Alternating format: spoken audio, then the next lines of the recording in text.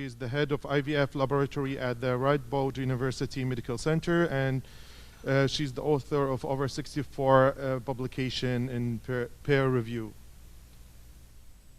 Well, good morning, everybody. Thank you for being here, and especially I want to thank the committee for the organization and Dr. Dulam Al-Hayri for inviting me to give this talk, and actually to give 3 talks in total. So this is the first one, and it's also the first time I'm been in Kuwait. I'm very interested in this city, and well, I hope you can understand what's going on in this area, which is very interesting. It's very changing. It's challenging all the time, and I want you to bring you very step by step to what we're doing in the Netherlands at this time. Thank you. I have no conflict of interest. I had to put this slide all the time because I'm just the head of the lab. I'm doing research, and I have no sponsoring at all. I want to go through a couple of objects, and all the steps we're going to go in the couple of 20, 30 minutes to show you how you are going to do genetics of infertility. And you have been hearing all the morning already that about 1 of the 6 couples are having trouble to have a child. And roughly, at least in the Western world, we can say that 1/3 is due to female factors, 1/3 to exclusive male factors, and 1/3 is going to be the combination of both. I really don't know if this distribution is exactly the same here in this part of the world, but roughly all the data is coming from this population. And we also know from our infertility patients that about 1% of all male coming to our fertility centers are presenting azoospermia. And whenever we are going to do a test biopsy to see if we can reach some sperm, about 50% you are going to find sperm, another 50% you are not going to find any sperm at all. So it's very important to try to face what is making that 50% you can see it, and can we do a diagnosis without doing a biopsy. So I want to present you 4 cases and to show when and how we're doing our fertility workout. And this is a young man, 33 years old, primary infertility, showing azoospermia, and we do 2 or 3 semen analyses, exactly the same fashion. And we do the workout, and what we do normally, at least the European guidelines says, you have to do karyotyping, you do Y deletions, and see if there are mutations if you are not having a palpable fast difference. But if this is negative, then we have no diagnosis. And we had to really continue to find out what's happened with this man. The second case is a globospermia. Again, 100% globospermia means that you had to go through ICSI, probably oocyte activation, but genetic screening is not going to give you any clue from what's happened with this patient and how this infertility is going to be passed to the next generation. So what you should do is to do CMVs of point mutations. But if you don't have any clue which gene is affected, it's very difficult to fish in this huge amount of area. The next case is going to be a case of azoospermia 100%, and any genetic analysis is going to be worthless because if we do the classical genetic analysis, we're having no idea what's happening with this patient. And it's not that doing a test biopsy is going to help because this sperm is not necessarily dead. They are only immortal, and they are being affected by the genetic mutation probably. The 3 cases I just presented, we see it pretty much in our clinic because we are a center of male infertility. We also see a lot of teratospermia.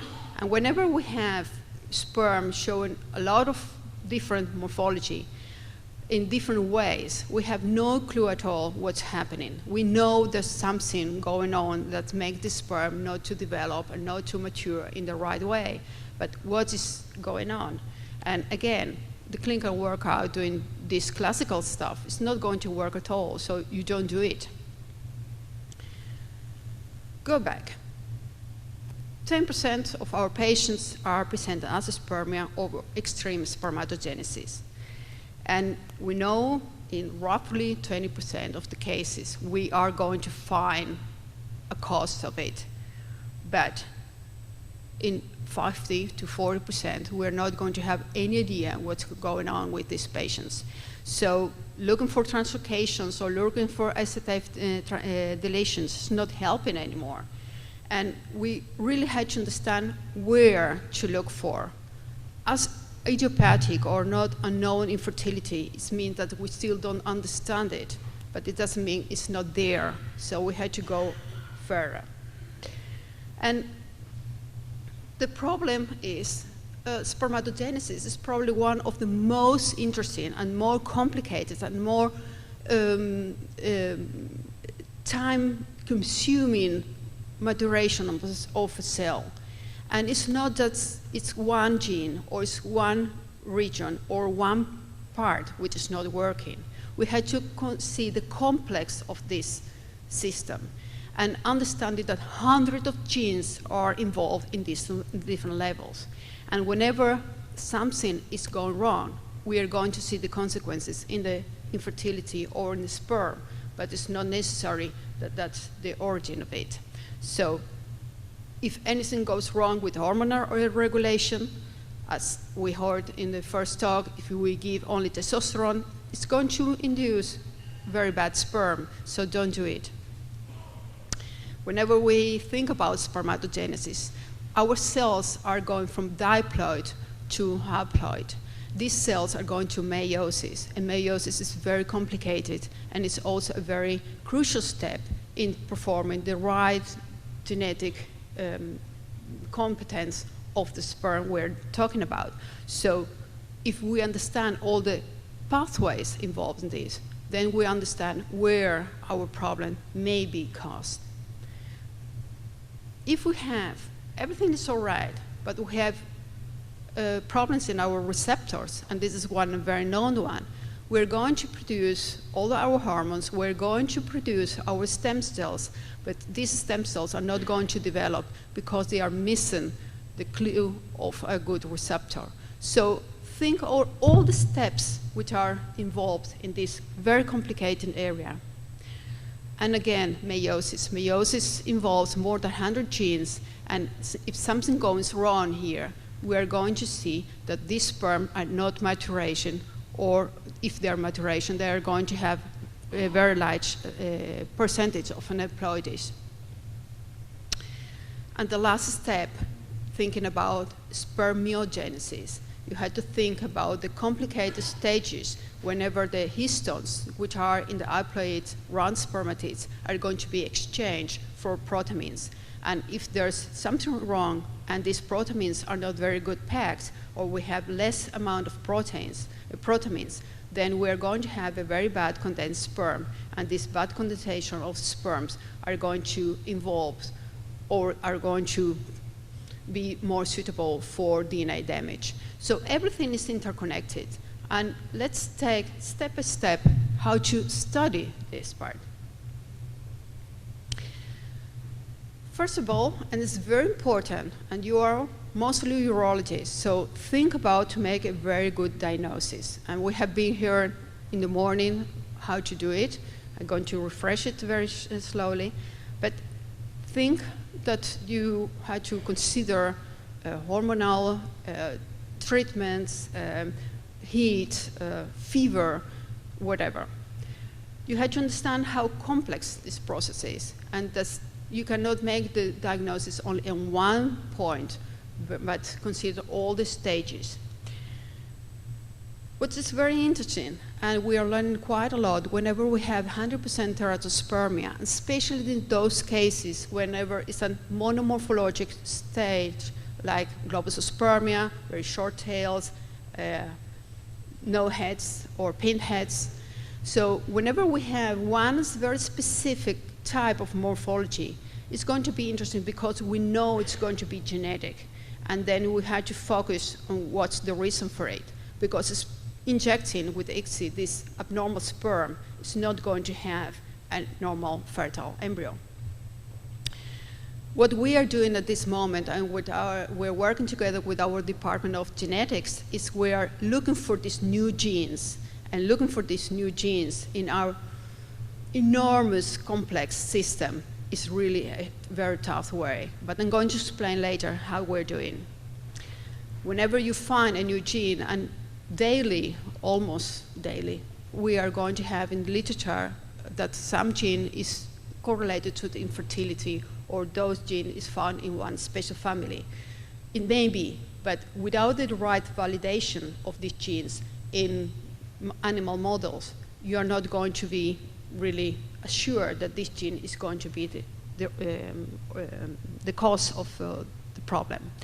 So what we had to do is also evaluate these genes in a larger population to see how's the penetration of this gene anomaly or de novo mutation in the whole population. And this may change, depends on the etiology of, or the population itself. So, make a diagnosis. I'm not going to go through this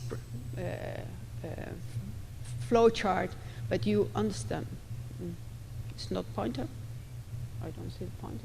It's very, very tiny point.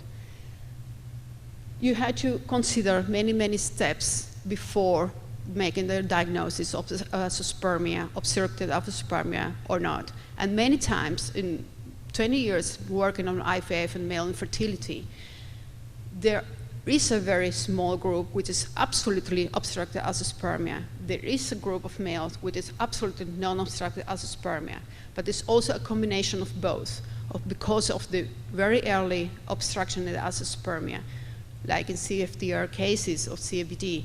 Then you are going to have also problems in the spermatogenesis. So it's not black and white. We had to consider both.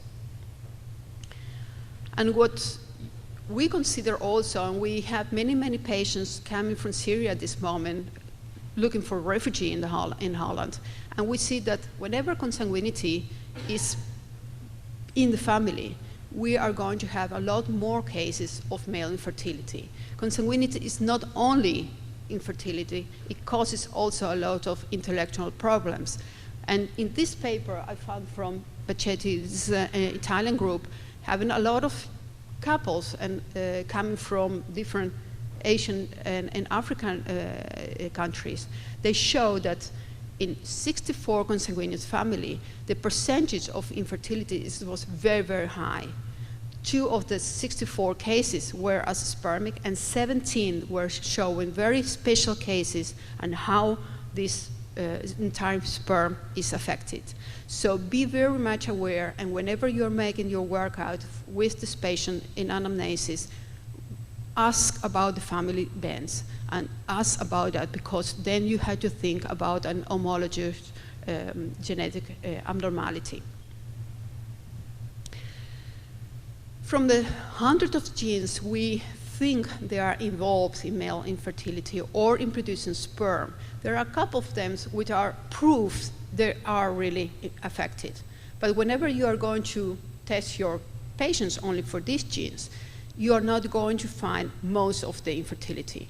So what we are trying to do is to make a panel of all the genes we know already, and with a new technology, SNPs, we are going to test in all these hundreds of genes in all the patients, and we find what's going on.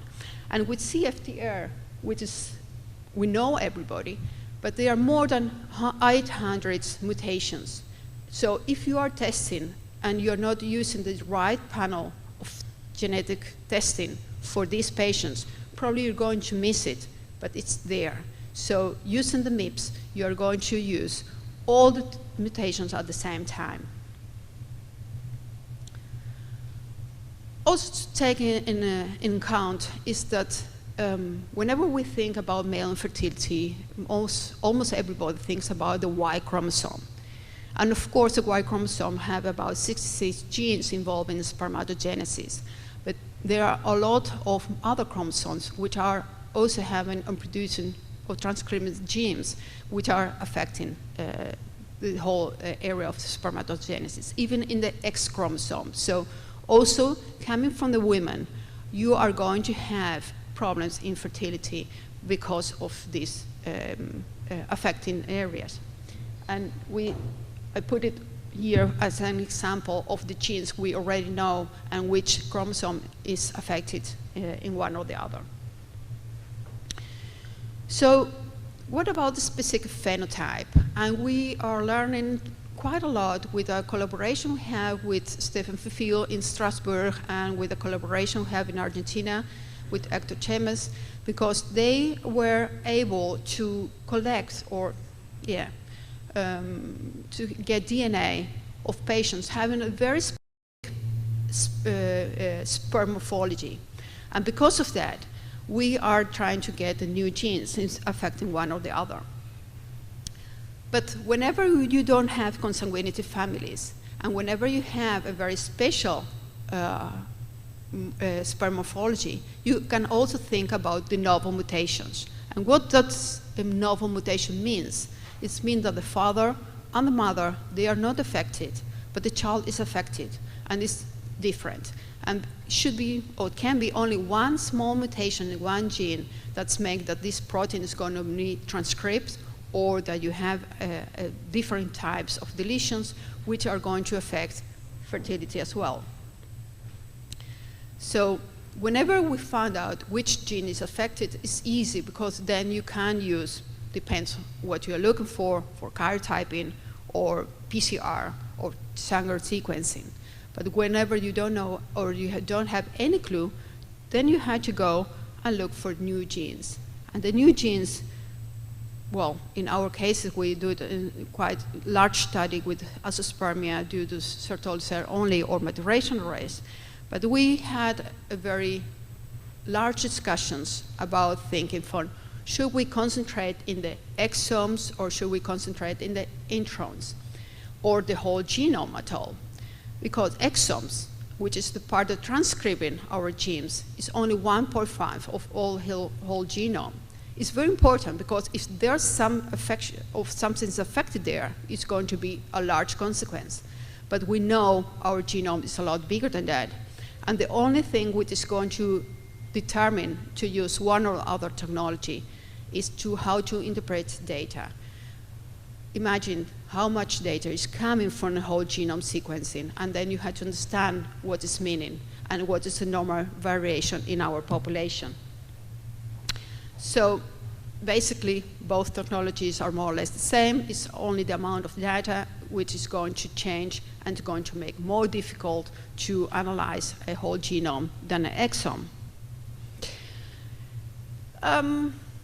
Why to use one or the other technology if it's available in your clinic?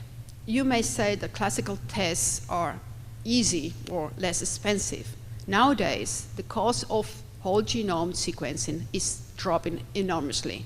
For 100,000 euros, it's more a new less than 1,000 euros at this moment. If you are using exome sequencing because you have your panel of genes, probably with 200 or 300 euros going to be everything. And then you can check everything with only one test. So you can even do karyotyping using this technology, or you can use all the tests all together. And our results are already presented in one paper last year of Mr. Manon and al. And we found out very interesting cases how to show you. So these candidate genes, as I told you before, there are many papers coming up, and it's very important to evaluate these in larger populations. Don't get stick to only one family or only one case, because then you are going to miss a lot of other results. And what we are doing at this moment is that trying to validate all the data of all other publications. And actually, we use it using saliva.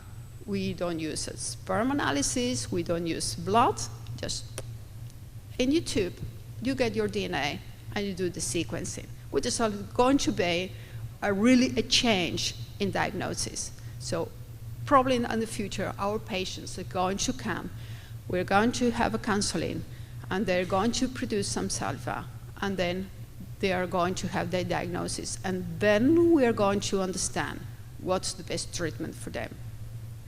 It sounds like future, but it's happening right now at this moment. This project is not only our department, it's together with the Department of Genetics and with special Professor Joris Feldman. He is working in Nijmegen with me, and he's working in Newcastle. Manon Oud is my PhD student. She's doing her thesis on this area. And this is what we're doing. We are screening thousands of genes and screening the families of them.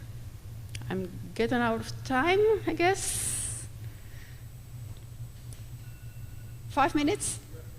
Okay.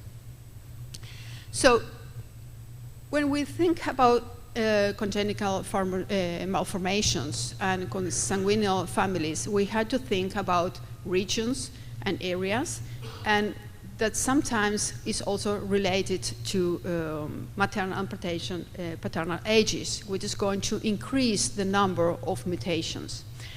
And whenever we think about age, mostly we say, well, it's the women having the problem, so be aware of the age of the women. But we know a lot more that male infertility is also highly correlated to the paternal age, having more than 4 times more mutations for each year for the paternal area than the maternal area. So for de novo mutations, be aware of the father. Well, birth defects, whenever we're thinking about the risk, we see in this slide that having fathers more than 50 years old is going to increase dramatically the chances of having birth defects, and also imprint disorders is increasing with age.